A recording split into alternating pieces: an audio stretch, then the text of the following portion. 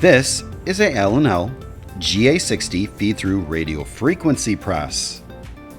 It has a 43 by 70 inch capacity, complete with a motorized infeed table that is 41 by 75 inches, while the outfeed rollers are 44 by 75 inches.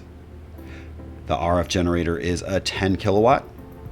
At some point, this machine was repainted and looks good from a few feet away, but it is not perfect. All 12 of the side pressure cylinders have been rebuilt for reliability.